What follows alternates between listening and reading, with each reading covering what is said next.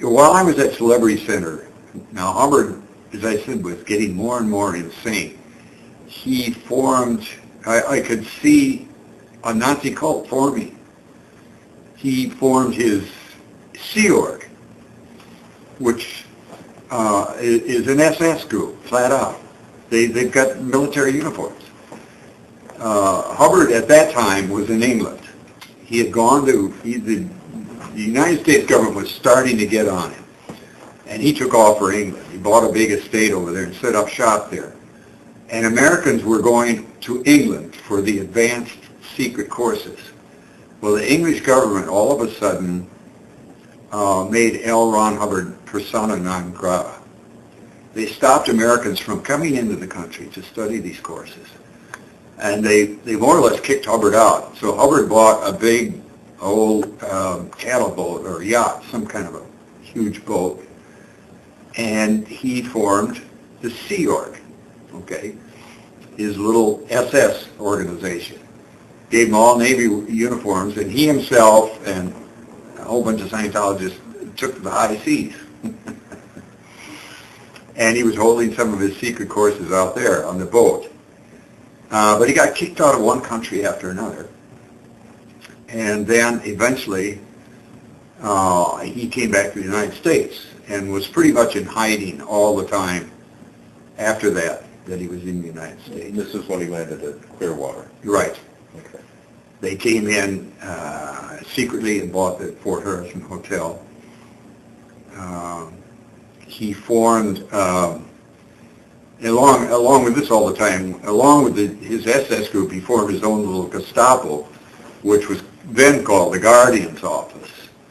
It's after his wife and 12 others were sent to prison, he changed the name from the Guardian's Office to the OSA, or Office of Special Affairs.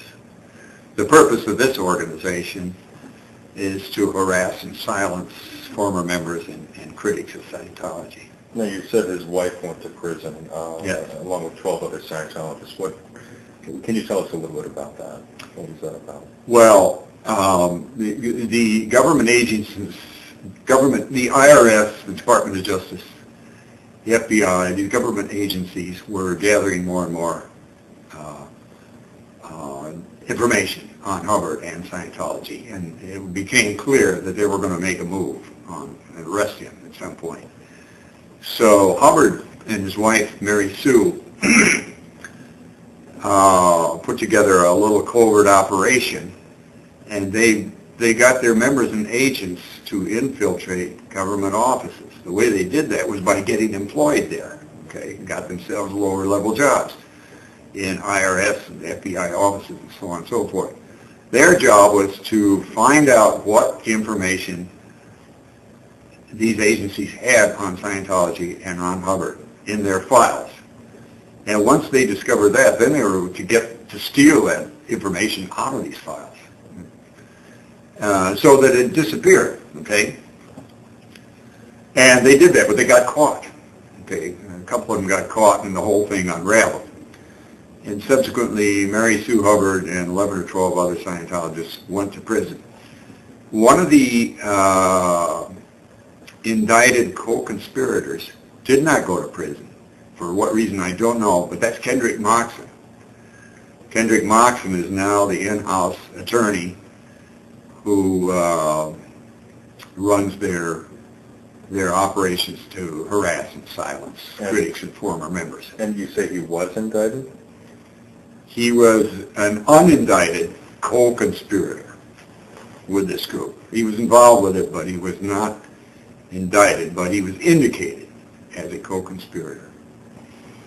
And how did the church explain this? The church explained that, as they always do, that these were misguided people.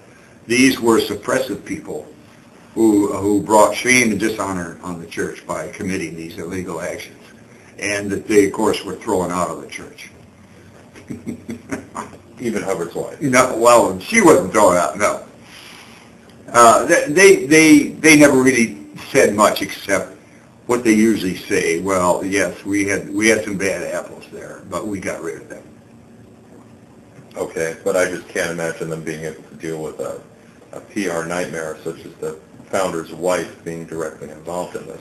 Yes, I mean, you would. Did they try and explain that in any way, or did they? What did they do?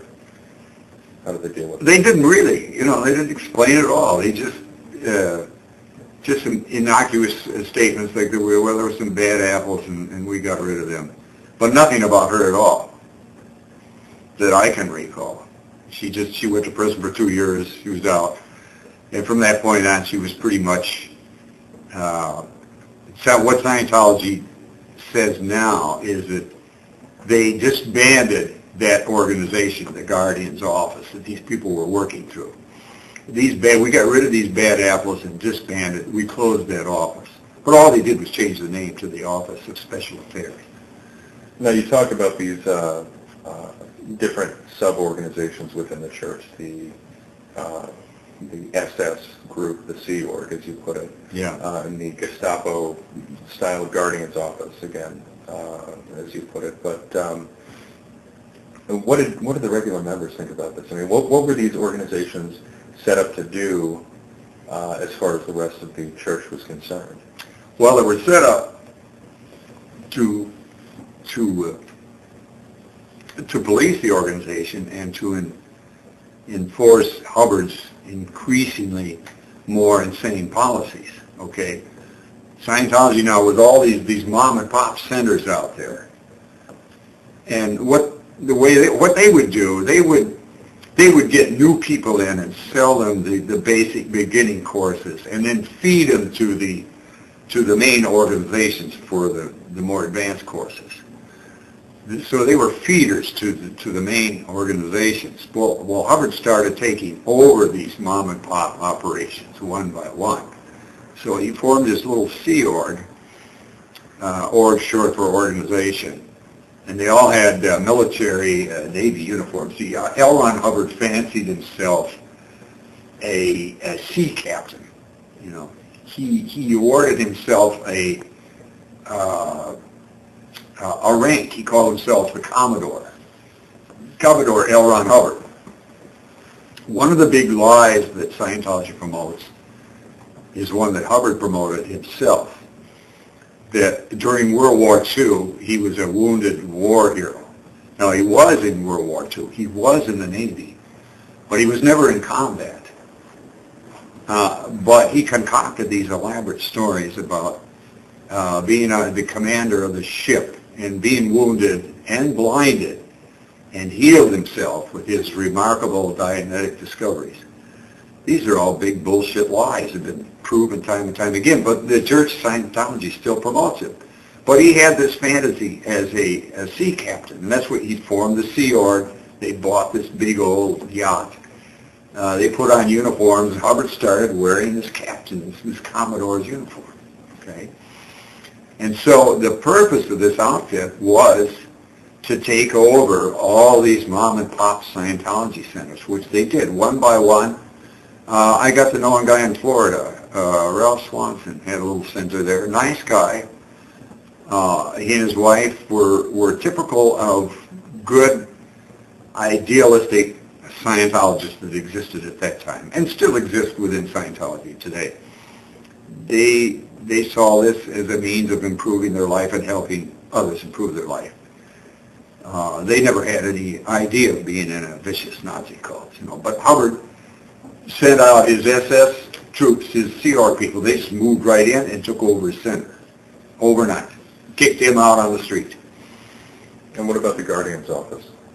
Well, the Guardian's office was disbanded after the Mary Sue, after they went to, after Mary Sue and the others went to prison. Right, but it became the Office of Special Affairs, as you said. But what was the organization set up to do? What, as far as the members were concerned, what was the Guardian's office there for? Well, it's just to oversee the whole Scientology operation, to keep everybody in line, to punish all the transgressors and that sort of thing.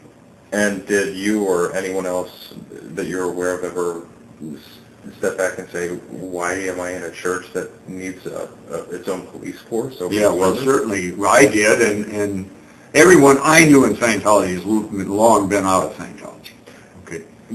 Did anyone go to to anyone senior to them in the church and just say, well, what's going on here? I mean, Yes, people tried, but they would get thrown right out. They would be given a committee of evidence, okay, a COMF. A committee of evidence is where a group of Scientologists get together and decide that you are a criminal, and you'll either be given a